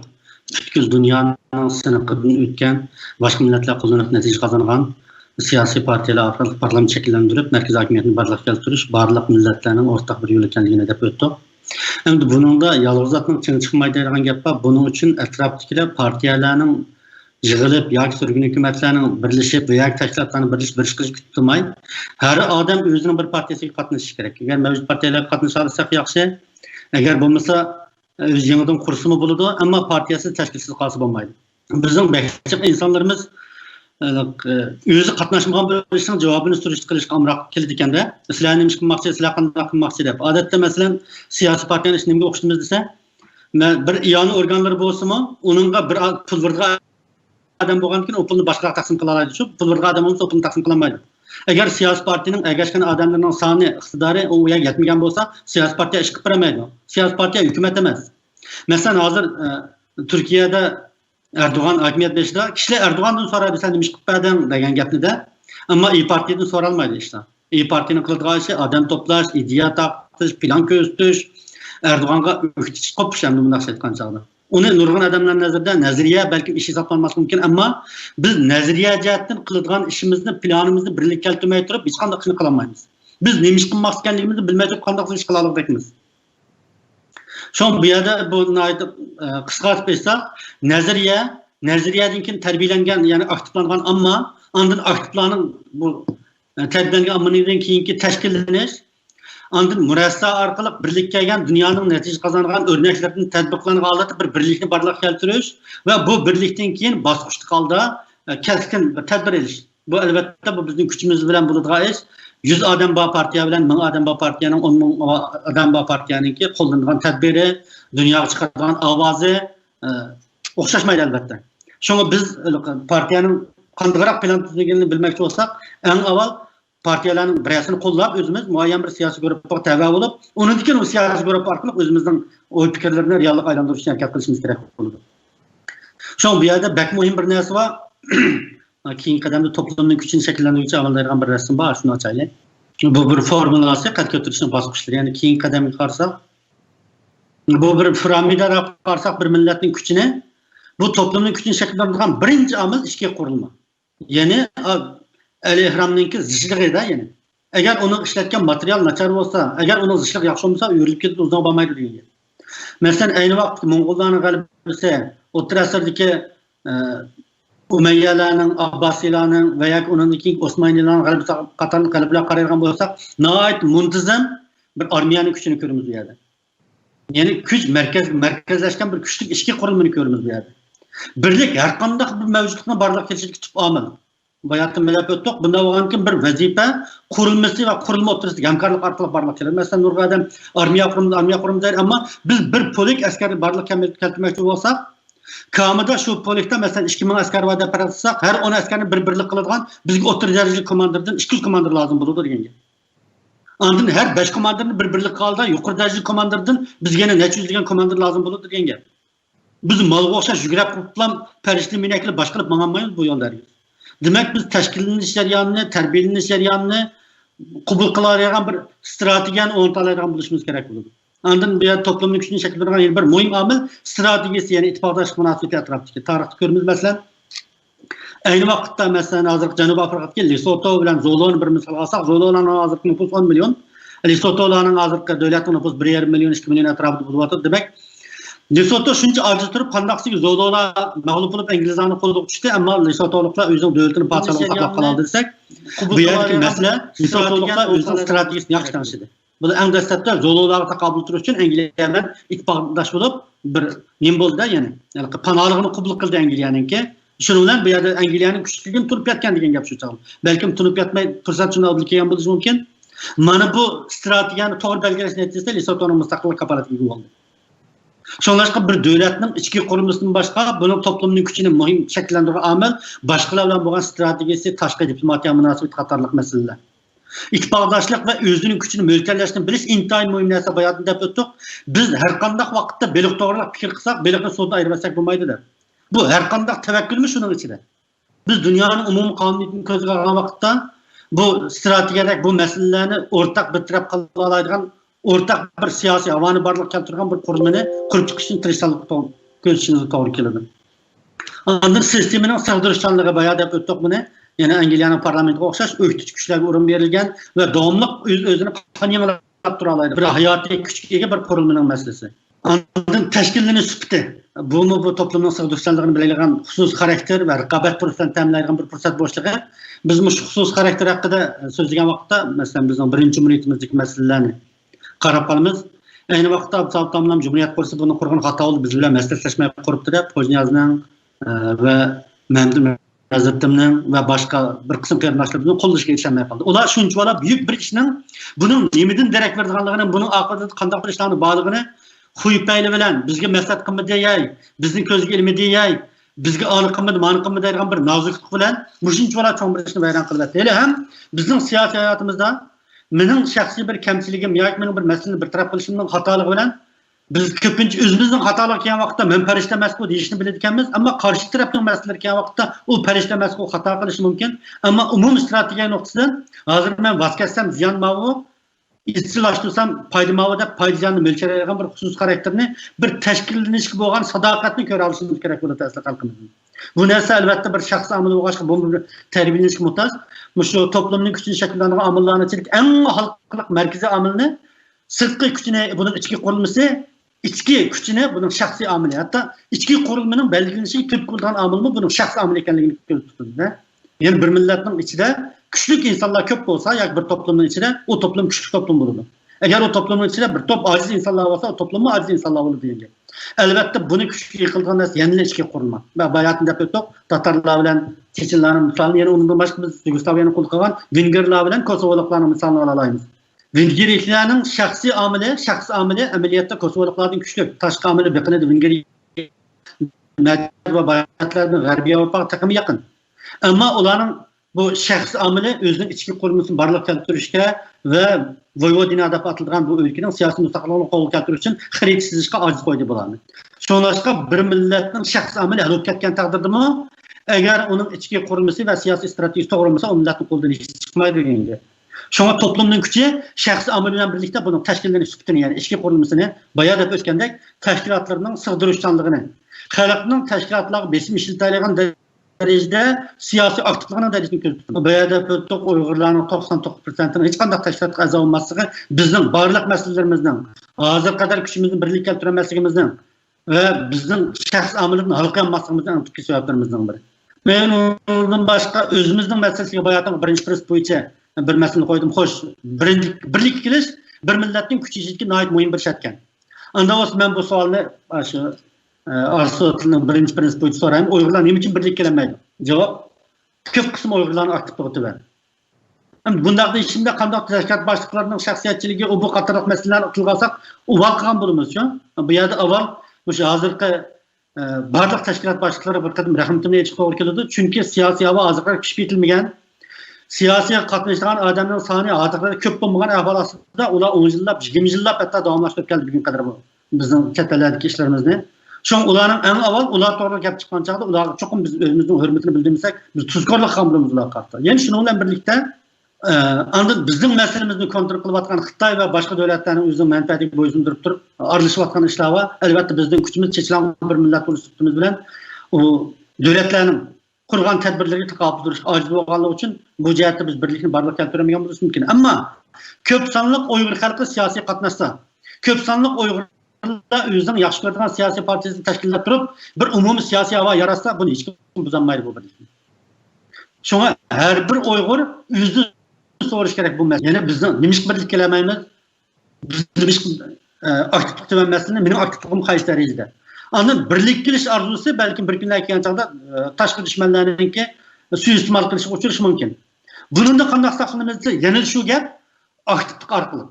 Har bir millatning a'zosi o'zi aktivlik o'tgan vaqtda bu o'zining aktivligi bilan atrofidagi siyosiy havoga ta'sir ko'rsatadigan va tashkilotlarni o'zining degan majburiyatlarga bir ommaviy besim xalqning kuchini shakllangan vaqtda har qanday Xitoyning kuchiga, har qanday Xitoyning tashkilotlar bizning ishimizni buzolmaydi. Bu yer her bir Uyg'ur programmani anglayotgan va anglamayotgan bundan anglaydigan o'zimizning masalasiga intayin sezgir va astoydil muomala qilishimiz kerak. Men oldingi bir necha oyning oldida biz qandaq mustaqil bo'limizda bir temada mustaqillik haqida bir tema so'zladim. Hozir qadar ko'yga odam tak 3 kundan yetmadi. Mushunchalar cho'ng bir gap o'tirib chiqyapti, bir nazariya o'tirib chiqyapti, anglab baqila nimada deb tadqiq qilish arzimas majbur deb o'ylayman bu ishlarni. Agar bizning pozitsiyamiz qarab beqish bo'ladigan bo'lsa, biz qarab beqib qolamiz. Bayat deb o'tdik. bu dünyada siyasi partiyalar dünyanın siyasi katlaşıdı, özgertidi dünyani. Siyasi partiya arqılıq olmayan hareketler tamaşabillarin hareketi olduğu hesaplandı. Bu dünyanın mende vagan gap emas. Bu siyasi partiya kuruşun mevcutluğa emas. Muş gapni mening muş asrda 2020-yil takrab o'ltirishimning o'zi asli bir kulkilik ish bu. Butkul dunyo millatlar menayotgan qilayotgan ish biz allburun ko'rib ketishimiz kerakdi bu ishlarda. Mush hukumat qurgan, qurultoy qurgan, jang echayotgan qarindoshlar allburun o'ylash kerak. Elam chataq yo'q. Bayada o'tganimiz ekan ularning ba'zi gapim men yana bir fikrni o'tirib qo'ygandan keyin ularning quliga qo'shaqmay xato tushunishlar bo'lib qolgan o'xshaydi. Yeni bir qatım ular öğrendiğimiz bildirişle birlikte nöbetki bizim uçurayotgan vaziyetimiz aldığımız vaziyetlerle okşamagandikin iznip bekişinin zihni yok, esayid buluşunun zihni yok. Bütün zihnimiz bilen hayatımızda, vaktimizni izni işleri kısak eridiydi tamamen. Şuna izni şeriyandaki o bu fikirlerin buluşunu Konya'nın teşkilatı yıllarının doğru düşünüşü ümit kılmaya. Yani şununla birlikte bayatın Uygurlar özünün meselesini özellik kullanması mümkün diyen bir gipim hata düşünüş payda koyuş mümkün. Bütün bir milletin toplumunu payda kılıdığan ve onun tesir gösteren içki amil elbette şahsi amili. Bizim her qandaq kurulumuz elbette şu şahsiyatın terkibinde, her birimizin terkibinde Uygur cemiyeti. Ama şununla birlikte bizim Xitayla ruburu ilişip, Kural gücü arkalı Xitayning atom bombalarına veya başka bombalara takabül turup undaq bir işini kılıdığanға bizim özümüz ikna gücümüz yetmeydi. Biz akıllı işiltip birleşersek içki amilinin meselesini bir taraf kıp boğan dikin taşkı amilinin meselesi gelmez.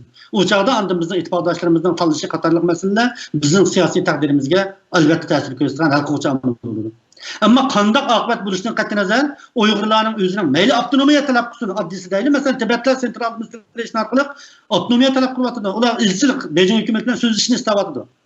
Xitay demokratları hem toqmay söz işaylı devatıdı. Hatta Tayvan'da 20 milyon adamla başka oturvatkan sayın ve mu Xitay kompartiyasından söz işaylı diyalog kılaylı devatıdı. Hem bu demekçi biz siyasi partiyemiz bombayı turup beyliğo müstakillik kuruşiken biz hatta diyalog kım yarmayız. Kim vekil olup aradı? Kimni saylayımız?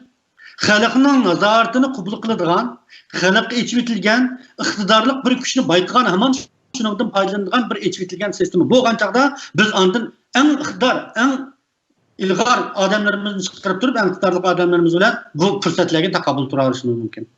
Shu keyingi bosqichga o'tsak, buni debatimiz aktivlik nima shakllanmadi. Yani biz dedik birlik kelish arasında istimal qilishdan qandaq saqlanamiz, huquqni xalqning qo'liga ilish orqali. Huquqni xalqning qo'liga qaytib berish nima qilishimiz kerak bo'ldi? Har bir xalq aktivlik kerak bo'ldi. Aktivligimiz shakllanmadi. Siyosiy va ojiz kishilarning huquqini qo'llash aktivligi tuban. Nima kishilarning aktivligi tuban? Kishilarning umidsizligi, kishilarning shaxsiy xarakteri araliq voz kechadigan, araliq tashlab etadigan, bo'ldi yo'q bu ishlar men o'ylagandek bo'lmadi deb tashlab qo'yib ketadigan ve yoki tafakkur usulidagi masala. Endi texmi ig'ir bir masala o'tsimi deyli vijdonsizlikning masalasi. Chet elda bizning siyosat o'qigan necha 10 doktorlarimiz bor. Minglab Uyg'ur vatanparvarlarning borlig'ini bilmay, men yuriga qon o'tib zardab bo'lib turayotgan. Ammo ular harakatga o'tmadi. Biz o'zimizning aktivligini o'zimizning harakat orqali ifodalamasak, bizning kallamizga xiyol kallamizlik qilib qoladi. Biz uni cho'qim o'zimizning tashkiliy shakli orqali siyosiy bir maydonga aylantirishimiz kerak bu narsani. Kuchga aylantirishimiz kerak o'zimizning qalbidagi ideyalarni. Endi xo'sh, bu umidni, shaxsiy xarakterni, tafakkur usulini buni o'zgartirib bo'lamdi desa, o'zgartirib bo'lamdi deb izlansam, buning javobi shu ekan. Vijdonsizlik va shaxsiyatchilikdan boshqa har qanday masalalarni hal qilib bo'ldi debganda, ya'ni shu Aristotel. Bir odamning tug'ma xarakteri agar vijdonsizlik bo'lsa, mas'uliyatsizlik, shaxsiyatchilik bo'lsa, demak uni biz tarbiya orqali o'zgartirmaymiz degan gap. Ammo xarakterlik masalalarni, bilmaydigan masalalarni biz bildira olishimiz mumkin. Xarakterni maishin xato bo'lib vaziyat ma'vo Uyg'urlar mandaq bedel to'lash muhtoj deb uni qoyil qilib bo'lish mumkin. Shunga bu masalani hal qilishning usuli biz yana o'yladik. İmkoniyatni yetishcha siyosiy ma'rif va xarakter kuchlantirish tarbiyasi olib berish. Bu siyosiy ma'rifni mush leksiyalarimiz bizning siyosiy ma'rifimizning bir qismi bo'lishi kerak. Shu to'xtamay so'zlash kerak bo'ladi. Ayni vaqtda Yunan demokratiyasi, Sokratga o'xshash, Aflatonga o'xshash kishilarning jillab ko'chaga chiqib madallik qilishning natijasi borliq kelgan. Ondan Sunjonsanga o'xshash, Langjichawga o'xshash Xitoyning nurg'un ziyolilarining so'zishi bilan tam Xitoyning atmosferasi, Xitoy millatchiligining siyosiy ovozi borliq kelib, Chin so'ralsan avdirgan bir kuch borliq kelgan. Onunla başka dünyanın hem yeri körelimiz bu noktasında en avval siyasi hava yani siyasi terbiye, ideya takip kuruluşu, şahslarını güçlendiren bir sistem kuruluşuna barlık geliş intihar mühim. Bu nesli için biz hazırdan başlayıp özümüzün terbiyeleşini, partiye azaların terbiyeleşini özümüzün prensip paylandırdık. Hem de bu yerde tekrar koyduğum bir nesli ama yıldız analizler koyduğum şahsların aktifliği özünü terakki kıldırış ve yenileş tutan pozisyonu bir toplumun hayat hayat mamatını belgileydiği bir formula var. Yani bu hayatın gaplarımızdan tekrar ciddileşip gelirken şahsların aktifliği özünü terakki kıldırış ve yenilaşıp tutan pozisyası bir toplumun hayat mamatını belgileydi. Bu sualını biz her birimiz özümüzün belgileyip kılışımız gerek. İlgirleş fakat sığdırıştan organlar ve icadi yenilikler arkalı kollap kuvvetlaydıgan siyasi hava barkıp kergendiler mümkün bulunur. Yani bu yeni bayatın İngilizce tarakat hakkındaki sözlerimizden toluqlamışken bir milletin siyasi havası bir iş kademle barlık kelmeydi. Partiyanın siyasi marifetini özünü güçlendirişi, imkaniyet içindeki bir ortak siyasi tedbir kullanıcıdan bir taktikini oturup koyuşu, ortak taktik düşüncesini tartışışı, bu bir müstakillik yürüyüşçülü emez. Bu bir kelimesindeki bir terakkiyatını aşkıcı boğan bir sığdırıcıdan muhit için hatta muhaciret hayatımızı güzelleştiriş için mi? Nahit kembos bulmaydıgan bir hizmet bu. Şunu siyasi havanı şekillendirişine için hep verilgen mağarip, siyasi partiyeler üstü gelişiklik şundaklı zamanı ve siyasi belirleşti, kembos bulmaydıgan bir tedbir. Şunu siyasi partiyeler, siyasi cihetin terbiyeleşine ip verişken mecbur oldu. Bu ceriyanda elbette halkımızın siyasi partiyeleri köplep əza olup, özünki siyasi meydanını, siyasi partiyeler arkalık ifadeləşi, andının vəziyyətini doğru mülçerlep, mən aldığım qıtım əmkarlıq qandaq da bəzi bir asasi prinsiplerini oturup koydum. Bu bir siyaset, bu bir logikilik, matematiklik nəsi olğanlıq üçün biz həddidin ziyade güzel reallık nalıqan nəsən emas, biz həl qılıb bulduğan məsələni müzakirə qilishni en avval özümüzün günlük faaliyetinde özümüzün vaxtını kontrol qilish, kitap okuş, ögünüş qilish, chet davlatlarda yaşayotgan bo'lsak, kasb ögünüş ve başka meseleler qilib özümüzün xusus karakterini güçlendirip toplumning universal kuchini oshirishga ovoz qo'shishimizni talab qiladi deb qarayman. Ondan siyasi partiyalar dunyoda hokimiyat almış jarayonida bo'lgan qonunliq inqilobni parlament va saylam raqobat orqali bo'ladigan qilib tinchlik bilan ishga oshirishda bir sistemini yaratdi. Mesela burun bulutluk bir parçanı aldırış için milyonlagan insanlar üretti. Qeyrindaşlar oturuş taktalılışı boğan çağda qeyrindaşlar birbirini öldüretti hatta ki. Ama hazır taktalmış qarab baksak, siyasi partiyalar raqobatlaşıda kimning beljik bo'lishi bir tushidi. Bu xil şekilde insanlar bir tinch bir dünyani yaratıyor. Nurgun ayollar tul qilishdan, nurgun bolalar yetim qilishdan, nurgun jamiyat vayron bo'lishdan saqlandi bu orqali. Shu siyasi partiyaning tinchlik barpo qilish va birlik yaratish yo'liga ko'chim bo'lmaydi. Dal shundan boshqa faqat siyasi partiyalar birlikni oshiradigan bir sistema deb qaralyapti hozir butkul dunyoda. Shu mening rostab o'zaro ulushtirish qilganlarni tinchlik orqali bir narsa urush to'xtat, hech ishlar qarab etmaymiz, ikkilan o'zini partiyani shakllandi, jo'ziq kel, bu yer saylam orqali andan o'zining kimning hokimiyat muvofiq ekanligini bildirsa deb, masalan, Janubiy Sudanda bo'layotgan urushlarni bu xil shaklda qilishda berilyapti-da. Bu yer eng oxirida kerakli selaydigan bir batva shuni o'tsak leksiyamı ahırlaşıp kaldı. Sual kubuluk sak buldu. Torun düşken suallarını cevap koyuvatımı hazırım. Bizdeki asas şuarımızı köpçülük qeyrindaşlar bildi. Yani müstakillik, qeyrindaşlık.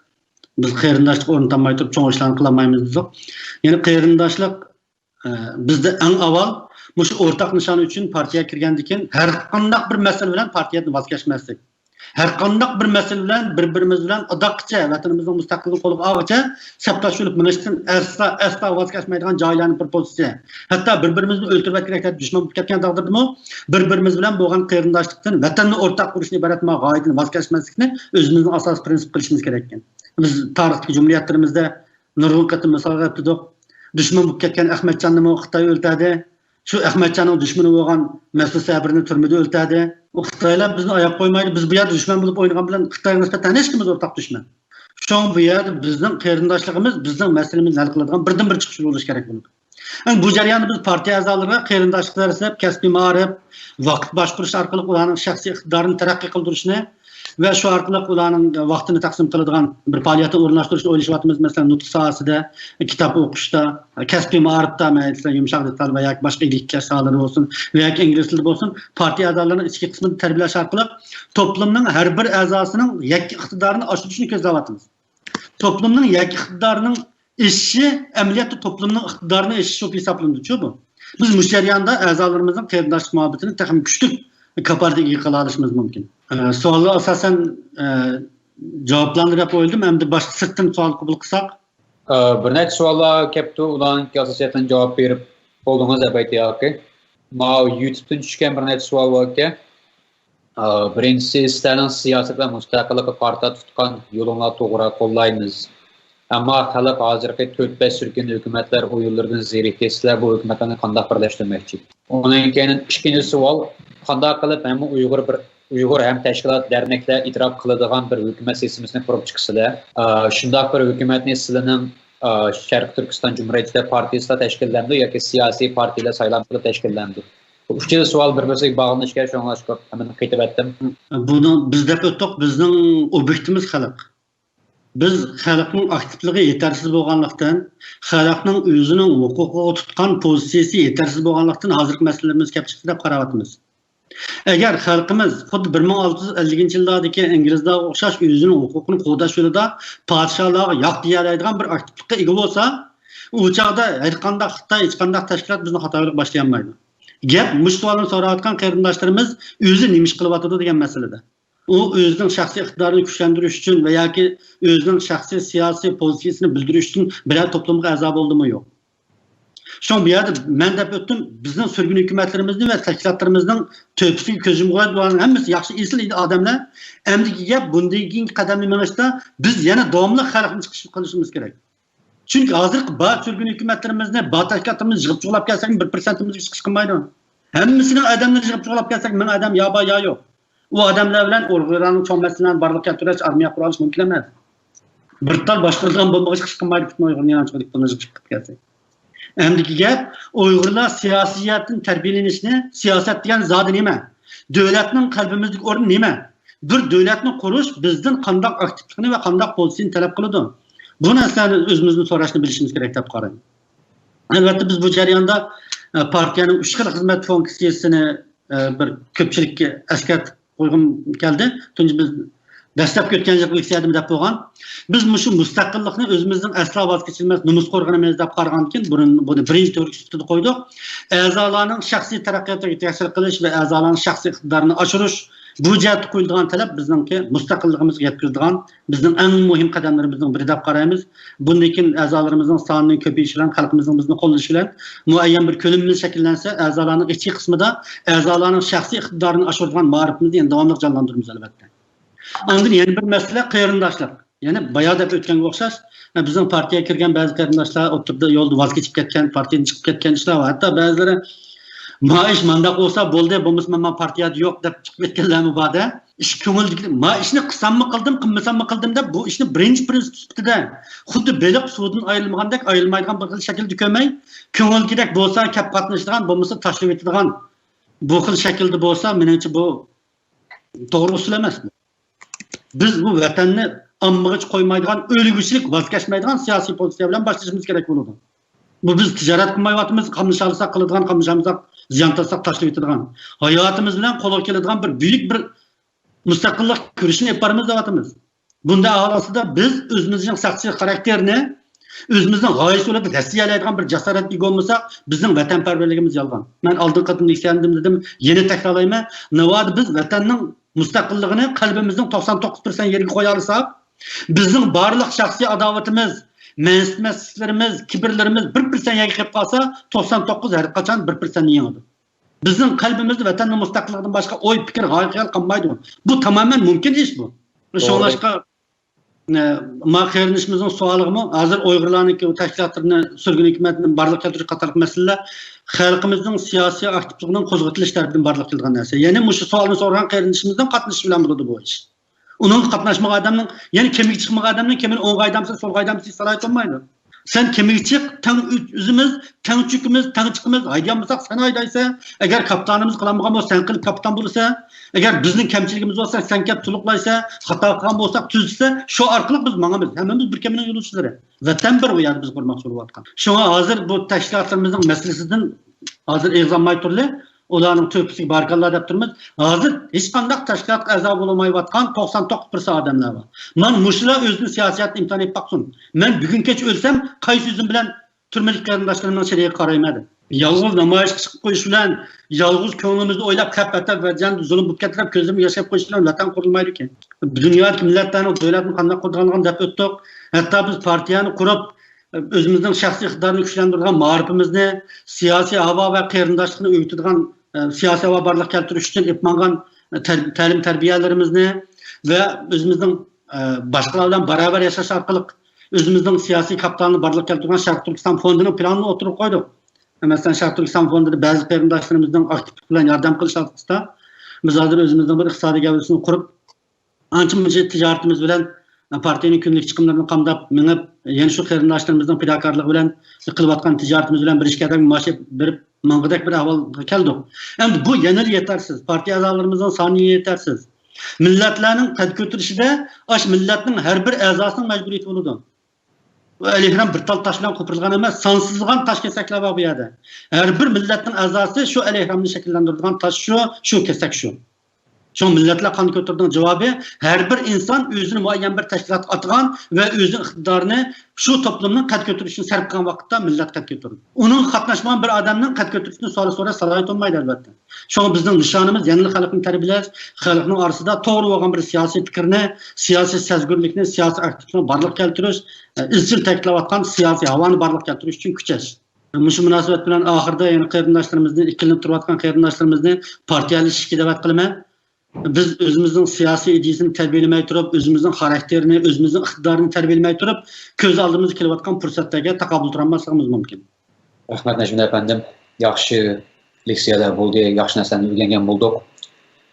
Bizning Uyg'urlarda avval men nima ish qilib sizlar uchun, yoki vatan uchun, yoki Uyg'ur uchun, yoki bir tashkilot uchun, yoki partiya uchun demay turib, sizlar nima ish qilyapsizlar, qanday planinglar va nima ish qilmaymanda qilmaysizlar deb sirtib turib yol gösterdiğen, fikir berdiğen işler yamancık. Onun keyinden nurg'ullar bilan paranglashgan bo'ldik. Paranglashsak, avval biz sizlar qilib bekkanlar avval ko'rib baqaylik qanday bo'ladiki. Onun keyinden biz kiramiz yoki biz bir gap qilamiz.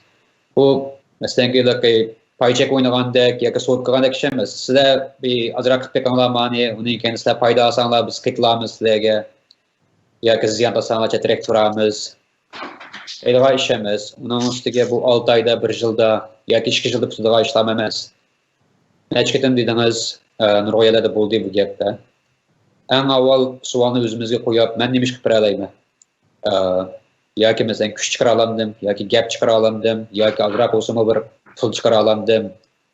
Ya bo'lmasa faqat bir son ustida qitilib, bunda bir tashkilotni, masalan, Sharq Turkiston Jumhuriyetçiler partiyasi olsun, yoki qurilmagan boshqa partiyalar bo'lsin. Aştan bir san üstüde turib beralamdim. Yoki aş etrafımdagilarga tushuntirib beralamdim. Vaqt soat kelgancha adam masalan bir tashkilotimiz o'zimizdan bo'lib, xalqaro masalan Amerika bilan, Angliya bilan yoki Turkiya bilan bir nimada o'tirib, bir ustaldan ustida o'tirib, bizning butun dunyoning boshqa yerlarida 200 mingdek Uyg'urimiz bor. Biroq palanchi tashkilotningki 15 ming a'zorimiz bor. Biz mantiq odam vakillik qila olamiz. Degan ash 15 ming 20 ming sonlar orasiga birsimiz bo'la olsakmi, vaqt soat kelgancha azroq o'tning sirtida ko'ygandan ichida ko'ygan yaxshi. Shunlashqa oxirida o'zingiz degandek butun atrofimizdagi qarindoshlarni mayli dunyoning qayerda bo'lsak, mayli Sharq Turkiston Jumhuriyetçiler partiyasi bo'lsin yoki o'zi bir qurdigan yangi partiyalar bo'lsin, bir partiyalashsak, bir markaziy bir hukumat qurib chiqa olsak, o'sha orqali texnik ko'lamlasak, texnik cho'ng ishlarni hammamiz o'rtaq chiqsak, chunki 10 odam bilan 100 odamdan ishni qilgani bo'lmaydi. 100 odam bilan 1000 odamdan ishni qilgani bo'lmaydi. 1000 odam bilan 100 ming odam vakolatlik qilgani bo'lmaydi. Shunlashqa eng oxirida butun qarindoshlarimizni qayta bir yana o'ylashishga, savolni boshqalarga emas, avval o'ziga qo'yishga tavsiya qilib, bugungi leksiyamizni mishada oyoqlash tursak.